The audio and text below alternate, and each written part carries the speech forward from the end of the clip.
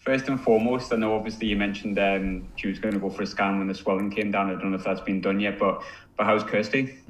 Yeah, well, she's came in this morning. She's obviously really disappointed in the injury, but the rest of the group have rallied round her, and she's been really positive. I dare say she's probably hurting underneath all that, you know.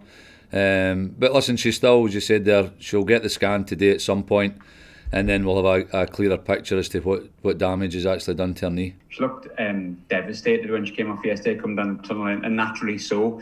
But is she the kind of character that, you know, no matter what the extent of the injury may be, she's the kind of person that'll pick herself up and come back in the best shape possible? Yeah, definitely. Yeah, she's a dedicated professional. I think not just that, the impact that it actually had in that moment there with the rest of the team. We were quite shocked that it was so severe, you know. Obviously, the pain that she was showing. So it really it shook a few of the team in the moment there, but we got on with it. I've seen a few people mention, which I think is probably too early, but mention that it's now Glasgow City's title to lose. What's your reaction to those sort of statements? I think it's far too early. It's far too early. We've got a number of games to play, and there's also, you know, as we spoke about in the past, you know, there's teams like Hibs in there that play well, Spartans that play well. So yeah, there's a number of games to go before there's any kind of clear outline as to who's going to be lifting that trophy. And when it comes to sort of picking the girls up following that game yesterday, sometimes in a defeat you can pick plenty of negatives to improve. It's quite difficult to do that yesterday, so is it quite hard to pick apart defeats like that, considering there was pretty much little wrong with the performance? No, really. I think we're all tuned into what we're about. You know, we do our due diligence on the opposition. We train at a high level. And you know, like I said, on yesterday's performance, you know, we've got 3 clear-cut chances to take the lead. We don't take them. That's football. And then at the other end, you know, we concede a goal when we could have dealt with that. I think there's about 3 or 4 different instances where we could have dealt with it. But that's the nature of the game. And last but not least, Malky, what sort of reaction will you be looking for from the girls on Sunday ahead of the game against Forfar? Well, I think it's going to be evident that, you know, we're in this morning. We've had our wee debrief. We've spoke about the game individually and collectively. We're quite honest in our assessment of it, and there's lots of positives to come out of that game. Just as you've said, the way we dominated the game, the way we handled the ball, our style of play, all that kind of stuff. Listen, it's still no 3 points, so we're not exactly over the moon with it. In fact, we're actually hurting with it, but it's going to give us it's going to drive us. That is going to drive us. Looking forward to Sunday. Since the break, Forfar's results have included a 7-0 win, but there are other results: 2 draws and a draw and 2 single goal defeats. Does that put any perspective on how you approach the game on Sunday? Because obviously, if you're looking at it purely 7-0, 7 goals, it's very easy to get to become obsessed almost with that. Yeah, well, I think here we take each game in isolation. So we've played Celtic, we've had to dust ourselves down. We've just been beaten by them, which, you know, we're certainly not happy about. But that'll be the driver for us going into our next game. But we'll certainly not be looking at any stats and who's scoring goals against them. We'll be sticking to the way that we're going to play, how we're going to find solutions to score goals and win the game and ultimately get the 3 points. And I was also going to just say about last night, in terms of involvement in football, the fact that it was an Old Firm game, or if we're Celtic fans, we can call it a Glasgow derby. How did you use that kind of ahead of the game with the players?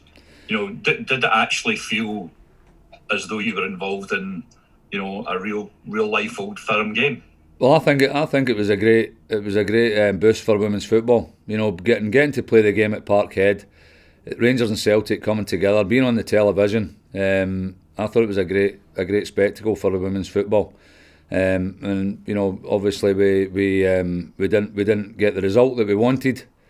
However, I think those games take care of themselves. I think everybody, even no matter what corner of the earth you come from, everybody knows Rangers and Celtic, and everybody knows the rivalry. And I think that's the beauty of the game, and it's the beauty of those ties.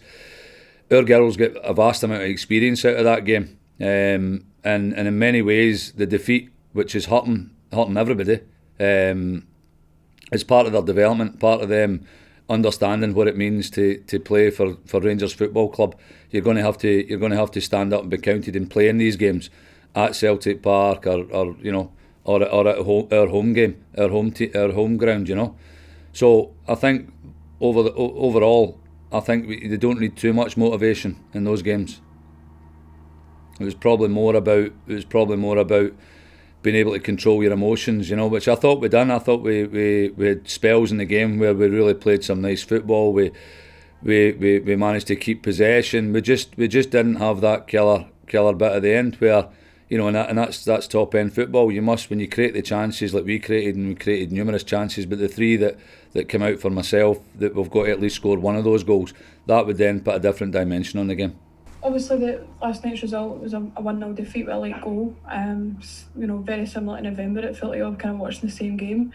Are you afraid that the girls will kind of start to build this kind of mental block against playing Celtic, as though they're kind of scared that the same thing's going to happen again, no matter how good they play? Because last night they put a great performance in, but never get the result that they deserved. No, not at all. We've as a coaching staff have analysed that the players, with social media and that now, the players have all watched it. I think they've recorded it on Alba as well, so they've watched it themselves.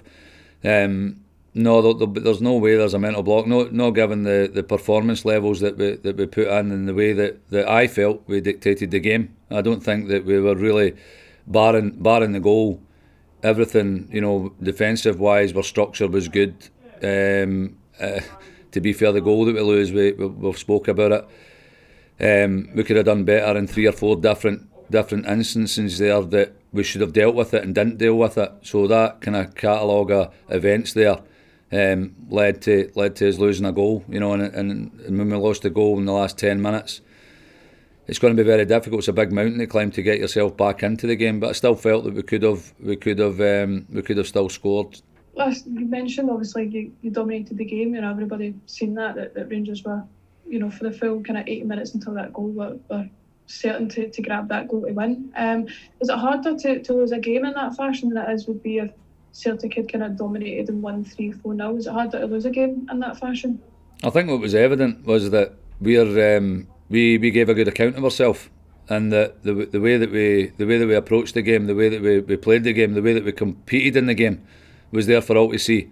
So again, it's goals win games, and we definitely have to take our chances. So we have to take ownership of that, and the girls have took responsibility. The chances that we should have scored, the girls are fully aware of the fact that I should have done this, I should have scored. So that's good that they're facing up to that challenge. So there'll be no problem with confidence. The environment here is great as well. We just came in this morning, and once we've had a wee chat, then we've went about our business with a smile on our face and getting prepared for Sunday's match. Brogan Hay put in a really good shift last night. Put some really good balls in the box that like you said, could have and maybe should have went in. How important is it to have someone like that is very evident? Is very good at kind of opening up big teams. Such as Celtic. Great for Brogan, because she managed to go 90 minutes without any real kind of problems. Given the fact that losing Kirsty Howard as well, it's difficult. We're missing Megan Bell just now, Demi Vance just now. Chelsea just came back from her injury as well. So that's football. That's what we need to contend with in the course of a season. But that's why we've got the squad that we've got, and we'll go to the next game. We'll find the solutions to win the game, and we'll do it. And just lastly, Malky, Nicola Docherty looked a bit in pain last night after the game. I think she had a foot kind of strapped up. How's she doing? Nick's fine. I think she was probably hating getting beat. That would be hard, but